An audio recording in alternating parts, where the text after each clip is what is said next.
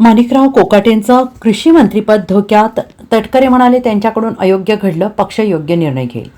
शेतकऱ्यांविषयी एकापाठोपाठ एक वादग्रस्त वक्तव्य आणि नुकत्याच झालेल्या अधिवेशनावेळी सभागृहात रमी खेळत असल्याचा व्हिडिओ व्हायरल झाल्यामुळे वादात सापडलेल्या माणिकराव कोकाटे यांचे कृषी मंत्रीपद धोक्यात आल्याची चर्चा सुरू झाली आहे. कारण राष्ट्रवादी काँग्रेसचे प्रदेश अध्यक्ष सुनील तटकरे यांनी माणिकराव कोकाटे यांच्या वर्तनाबाबत तीव्र नाराजी व्यक्त केली.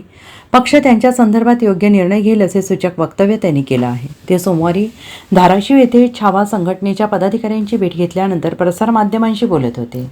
शेतकरी संकटात असताना कृषीमंत्री पदासारखा महत्त्वाचा आणि संवेदनशील विभाग असणाऱ्या मंत्र्यांनी योग्य प्रकारे शेतकऱ्यांसाठी कार्यरत राहिले पाहिजे. त्यांच्याकडून घडले ते अयोग्य होते.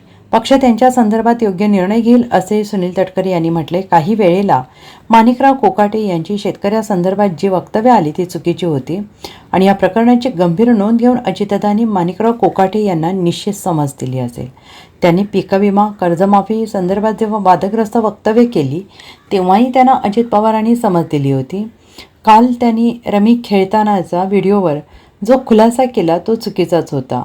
शेतकरी संकटात असताना कृषी मंत्र्यांनी अशा प्रकारे वागणे योग्य नाही असे सुनील तटकरे यांनी म्हटलं आहे.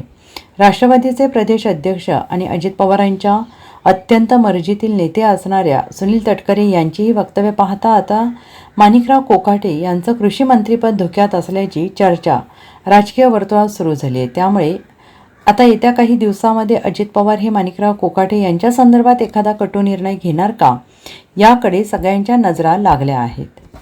कृषी मंत्र्यांच्या राजीनाम्या संदर्भामध्ये राष्ट्रीय अध्यक्ष आणि पक्षाचे वरिष्ठ नेते त्या संदर्भातला निर्णय त्या ठिकाणी घेतील.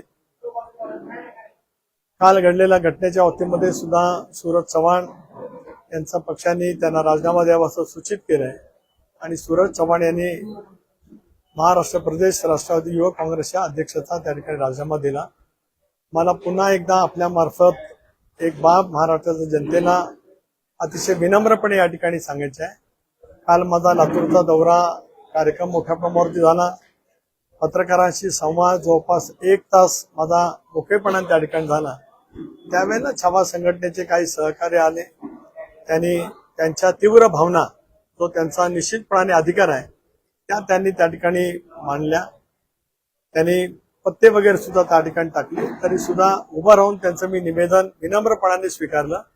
लोकशाहीमध्ये सत्तेमध्ये असलेल्या राज्यकर्त्यांनी जनतेच्या संतप्त भावना असतील, इतर वेगवेगळे काय त्यांचे विचार असतील, त्यांचे काही प्रश्न असतील, ते समजून संयमीपणाने घेतले गेले पाहिजेत. या पद्धतीने त्यांचं निवेदन मी स्वीकारलं. त्यांचे मी आभारी त्या ठिकाणी मानले. त्यानंतर लातूर शहरांतील विविध क्षेत्रांतील नामवंतांची मी 1 तास सव्वा तास संवाद केला. लातूरला शैक्षणिक हवं आहे, तिथे विद्यापीठ असावं, तिथे वेगवेगळे आंतरराष्ट्रीय स्तरावरचे संशोधन केंद्र त्या ठिकाणी सुरू व्हावेत. व्यापारी मित्रांचे काही अडचणी होत्या, व्यावसायिकांच्या होत्या, या सगळं समजून घेऊन त्यांच्याशी हितगुज केलं आणि एक स्वामी विवेकानंद संस्थेच्या माध्यमातून कॅन्सर हॉस्पिटल आहे, काही ठिकाणी मी जवळपास तासभर मी आणि माझ्या सर्व सहकाऱ्यांनी भेट दिली. त्यावेळेला जो प्रकार झाला त्याचा निषेध मी रात्री त्या ठिकाणी केला. त्या संदर्भातली जी काय कारवाई करायची असेल ती त्या ठिकाणी केलेली. Bureau report, SBN Marathi, Mumbai.